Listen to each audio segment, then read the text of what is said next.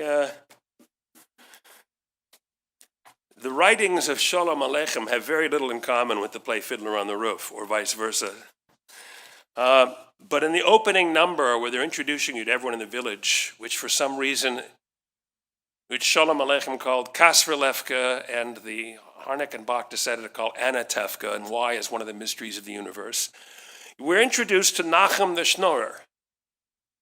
Now, this is not a bum, he's not a lazy person, he's grindingly poor, and as an indigent, he's totally dependent on the welfare of the community. So we see Nachum the Schnorrer comes up, and one of the businessmen says, "Here, Nachum, here's a kopeck for you." He says, "1 kopeck? Last week you gave me 2 kopecks. The fellow says, "I've had a bad week." Nachum says, "You've had a bad week?" Punchline, everyone. Why should I suffer? I want to tell you what it was like in the old country, and I'm being presumptuous enough to assume that the likelihood is just about all the North American Jews that I'm dealing with in a synagogue like this are in fact Ashken normative, whose families left what was at the time considered Russia, even if that's not how it's branded on the map today. I want to tell you what life was like there. There was an Avram Margolis, he was a social worker from New York, who went and toured the shtetl extensively in 1863, the year that the Tsar liberated the serfs. Embarrassing. The Russians ended the feudal system before we liberated our slaves in America, and even that was only a symbolic gesture here. In 1863, he writes about a tailor he visited. Tailor was pretty much the bottom of rung in society, in the working class. And this particular tailor worked throughout the daylight hours. In fact, beyond the daylight hours, he had to work by candlelight after dinner to stay on top of his jobs, to support his wife, his 3 children. To support a family of 5, Margolis, as a social worker, evaluating resources, says it cost him 160 rubles a year. 16 for rent and a few other things, 100 of it, most of it was for food. 160 rubles a year to provide for his family of 5, and in a good year he earned 120. In a good year. His wife made up the difference with piecework and barter. And as Margolis emphasizes, by the standards of the time and place in Jewish society, this was not a poor family. So I have 2 stories that I wanted to share tonight. One of my favorite high holiday stories. It's Yom Kippur. It's the dramatic moment where the rabbi throws himself on the floor in front of the ark and groveling before the sovereign of the universe says, "Ribonu shel olam, I have nothing before you but dust and ashes." Well, the cantor, not to be outdone, throws himself on the ark next to the rabbi, and he too begins groveling. "Ribonu shel olam, dust and ashes, nothing before you." Well, in the back of the room in the cheap seats, Moshe the tailor, who needs 160 rubles a year to feed his family and in a good year only makes 120, is so inspired by this spontaneous display of spirituality that he runs to the front of the room, throws himself on the floor in front of the ark and begins groveling, "Ribonu shel olam, I'm nothing before you." The cantor looks out of the corner of his eye at the rabbi and says, "Look who thinks he's nothing." Even in a pious community of observant and interconnected Jews, there's an aura not just of social stratification, but of social snobbery. And yet, on the other hand, they took care of each other, including managing a spare kopeck, or when you could spare it 2, for your local Nachum the Schnorrer. The Talmud teaches that even indigents, dependent upon the kindness of others like Blanche Dubois, have an obligation to give something of what they've received to someone else even more unfortunate than they. Everything rolls downhill because each of us has an obligation to have hands on that slice of tzedakah. A second story from the old country. The feudal system hadn't fallen apart yet, but the Tsar doesn't even know what he's got out in the western rural Russia, and so the land was distributed up amongst Porotzim. That's the Yiddish word. I have no idea what the Poles and the Russians and the Ukrainians call them. The Porets, which is the Hebrew word from which you get the English word pirate. He's a brigand, a highwayman. He's the landlord. And he neither knows nor cares about the management of his estate, unlike Earl Grantham, what's his name, in Downton Abbey, who loves all of his tenants and they love him. The Poritz doesn't care. He has a rendar, a good Yiddish word for an agent, an administrator, a Jew who's savvy and knows what's what. Well, the daughter of the Poritz is dangerously ill. And he's giving gifts to charity, and he's going to the priest. He asks the priest to come bless the girl. And nothing's happening. She's just going downhill fast. Finally, he's so desperate, he tells his rendar, Yankel, here's 100 rubles. Go hire me a minyan at your Jew church to pray for my daughter. Well, it happens to be late at night.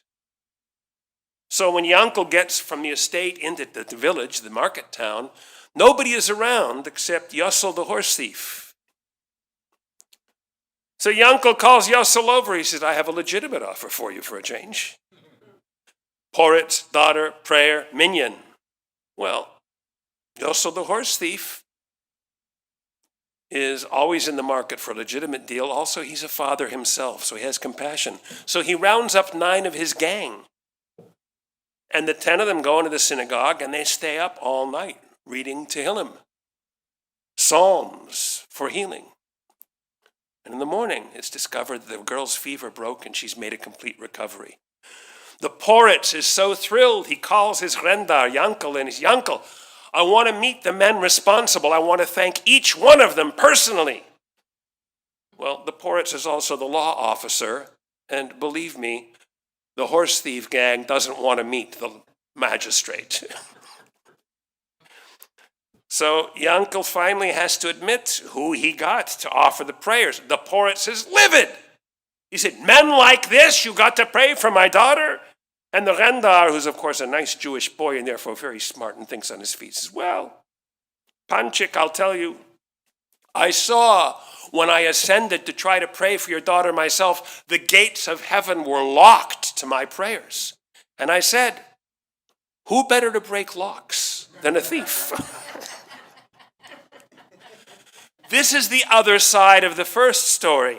Even in a community of social stratification and social snobbery, the Jewish communal life, even for the horse thieves, is pious.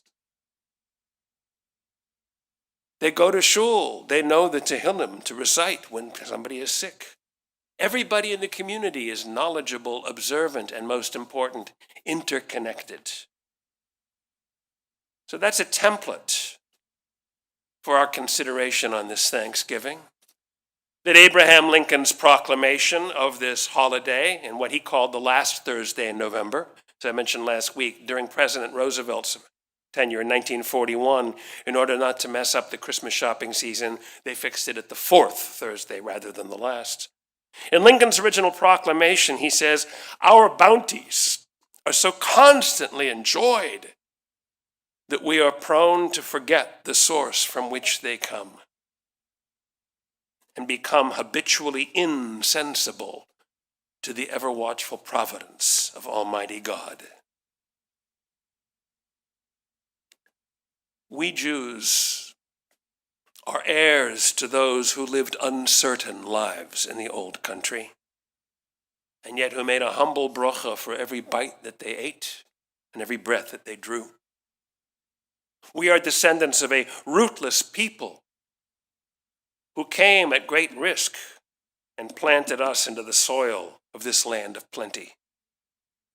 We are progeny of a powerless people, vulnerable and exploited, who nonetheless managed, like the rendar in the story, to exert influence in society vastly out of proportion to our small numbers, and who, in this land of freedom, have woven us inexorably into the fabric of a great nation, made arguably even greater by our presence in it.